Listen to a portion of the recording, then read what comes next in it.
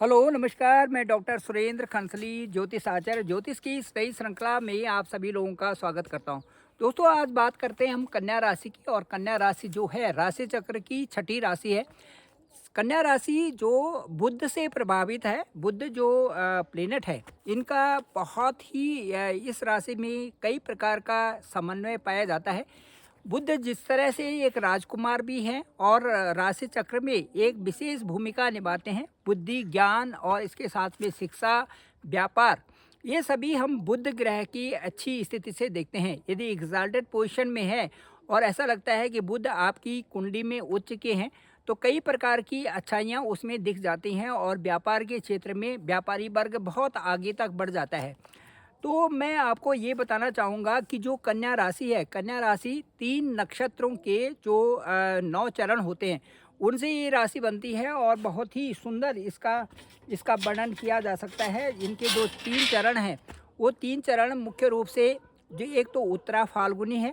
उत्तरा फाल्गुनी के दूसरा, तीसरा और चौथा चरण इस राशि में आता है, कन्या राशि में आता है। इसी तरह से जो हस्त नक्षत्र है, हस्त नक्षत्र के चारों चरण आते हैं, 1 2 3 4। और उसके बाद जो चित्रा नक्षत्र है, उनके पहला और दूसरा चरण इस राशि में आता है। तो इस तरह से 9 चरण जो है ये हो गई और इससे बन गई एक राशि। 3 इसमें नक्षत्र हो गए, मैंने जैसा बताया था, उत्तरा फाल्गुनी और उसके बाद हस्त और चित्रा। तो इन तीनों नक्षत्रों की जो स्वभाव है और जो इनका जो व्यवहार है, वही कन्या राशि में झलकता है। चलिए थोड़ा सा मैं उसके बारे में बताता हूँ आपको कि जो उत्तरा फाल्गुनी नक्षत्र है, ये नक्षत्र सूर्य का नक्षत्र है, सूर्य का नक्षत्र है। और ये इसका जो स्वामी ग्रह और भी शुक्र भी है। तो ये दोनों से प्रभावित है। जैसे जैसे शुक्र का होता है अपना कि कई प्रकार से अट्रैक्शन होना, सुंदर दिखना, ये सारी चीज़ें साथ साथ में दयालुता भी इनमें है, संरक्षण की भी फीलिंग्स है, उसके साथ साथ में परिश्रमी भी है, धार्मिक भी है, अकेलापन भी ये कई बार महसूस करते हैं। जो भविष्य की जो प्लानिंग्स हैं इसमें पाई जाते हैं। साफ दिल के ये लोग होते हैं, खुशहाल जीवन जीना पसंद करते हैं। आत्मनिर्भरता के लिए ये खूब मेहनत करते रहते हैं और किसी से मदद की आवश्यकता इनको पड़ती नहीं, क्योंकि शुक्र का भी प्रभाव है और साथ साथ में सूर्य का भी। तो भौतिक संपदा इनके पास काफ़ी होती है। इसके साथ साथ में यदि बोलें कि इनको थोड़ा सा जो लिवर से संबंधित, दांतों से संबंधित और जैसे इंडाइजेशन से अपच संबंधी प्रॉब्लम्स इनको हो जाती हैं, क्योंकि सूर्य का भी है और साथ साथ में शुक्र का भी इनके साथ में। और जो जो महिलाएं होती हैं कन्या राशि की, उनको सिर दर्द, माइग्रेशन की प्रॉब्लम कभी हो सकती है, मेंसेस की प्रॉब्लम हो सकती है, जो मासिक धर्म होता है इसमें प्रॉब्लम से इनको की संभावना बनती है।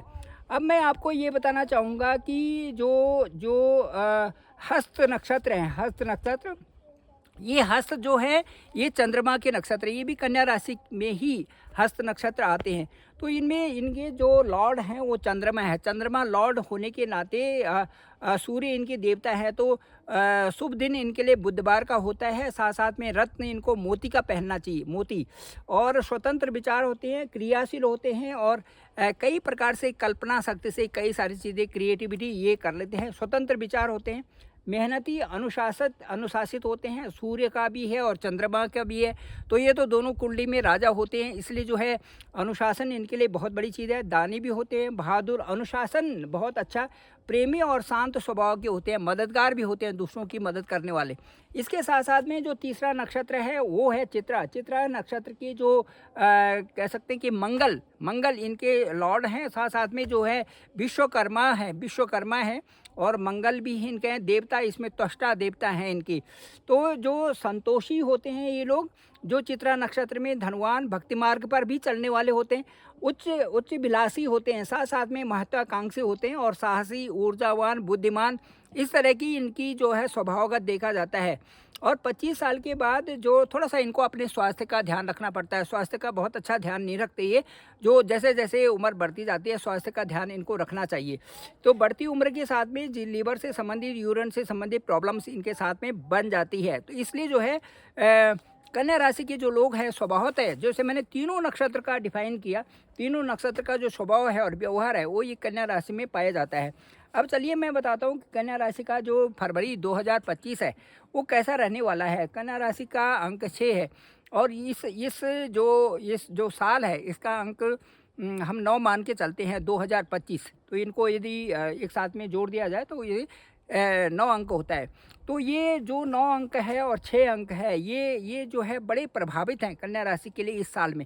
अब ये जो इस समय केतु इनके ठीक लग्न में बैठे हुए हैं, इसका मतलब है कि जो 18 महीने से आपके साथ में ये चल रहा है, जो 12 महीने तो लगा ही सकते हैं, 12 महीने से जो चल रहा है तो आपके कार्य भी कर रहे हैं, सब कुछ कार्य हो रहे हैं, लेकिन थोड़ा सा असंतुष्टता बनी हुई है। You are not overall satisfied. तो इसका इसका जो केतु का ही प्रभाव ये देखा जाता है। केतु एक विशेष रूप से प्रभाव डाल रहे हैं आपके मन के ऊपर। जब मन के ऊपर राहु और केतु विचरण करते हैं तो उनका उसी तरह से प्रभाव पड़ता है। राहु केतु के बारे में थोड़ा सा आपको बता दूं मैं कि राहु जो है ऊपर के हिस्सा है तो इनको बहुत कुछ चाहिए, और जो केतु हैं वो नीचे का हिस्सा है तो वो वैसे ही तड़पन उसमें होती है। जैसे कि इस छिपकली का यदि पीछे का भाग तो उसकी पूंछ काटी जाए तो वो तड़पती रहती है वो छटपटाती रहती है। तो इसी तरह से केतु का भी है। केतु जो है उन प्रयासों की तरफ रहती है, यदि कोई प्रयास सार्थक नहीं हो रहे हैं तो उसमें छटपटाहट बनी रहती है। इसी तरह से केतु का प्रभाव मन के ऊपर पड़ने का मतलब ये है कि कार्यों का संपूर्ण होने से पहले उसकी एक तड़प रहती है कि भाई ये कार्य इस तरह से हो नहीं पा रहे हैं, ये तड़प बताती है केतु की। तो वही जो है मन पर प्रभाव इस समय कन्या राशि वालों की होगा। इसलिए होगा कि उनके जो कार्य हैं यदि समय से पूरे नहीं हो रहे तो थोड़ा इस तरह की तड़पन बनी रहती है। इसके साथ साथ में मैं ये बताता हूँ कि इनके जो इसके जो 4th हाउस है वहाँ पर अभी तक बुध थे, और अभी बुध जो है अभी ये चले गए हैं 5th हाउस में, और सूर्य बुधादि योग उन्होंने वहाँ पर बना दिया जो कि बहुत ही सुंदर अभी आपके लिए बना हुआ है। इसका मतलब है आपने अपने फैमिली में भी आओगे, बहुत अच्छा व्यवहार भी रहेगा, आपका भी रहेगा।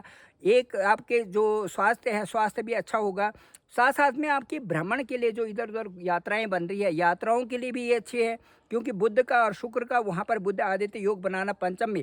इसका मतलब है कि प्लानिंग से आप कई सारी चीज़ों कई जगह घूमने भी जा रहे हैं, उसके साथ साथ माँ बाप के साथ में भी रहे हैं, दूसरी कई सारी चीज़ें आपके साथ में जो है अच्छी होने जा रही हैं। सूर्य बुधादि योग ठीक पंचम स्थान में बन रहा है। इसके साथ साथ में 12वें जो जो आपका सप्तम स्थान है वहाँ पर सप्तम स्थान में राहु बैठे हुए। तो राहु का मतलब है कि जहाँ पर आपका पार्टनरशिप है, जहाँ पर आपका किसी से साझेदारी है, या फिर जहाँ पर व्यापार से संबंधित है, वहाँ पर बहुत ज़्यादा विश्वास नहीं करना अपने पार्टनर पे, या अपने जो वहाँ पर जो भी आपका साझेदारी में है या व्यापार में है, वहाँ पर आपको अपने डिसीजन लेने हैं, अपने निर्णय लेने हैं और अपने हिसाब से चलना है। अब ये कम से कम 5 महीने का और है, जब तक कि मई के बाद वहाँ से राहु दूसरे स्थान में शिफ्ट नहीं होते, छठे स्थान में नहीं आ जाते।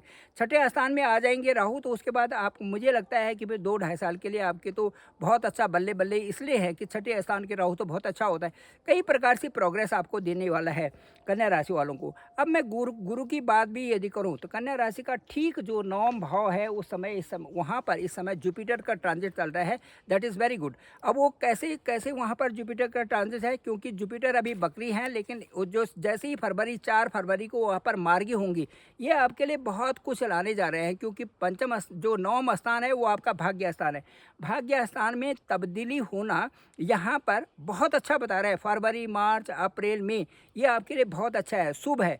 शुभ इसलिए है कि भाग्य में जो चीज़ें आपने क्रमबद्ध लगा रखी हैं वो चीज़ें पूरे होने वाले हैं वहाँ से।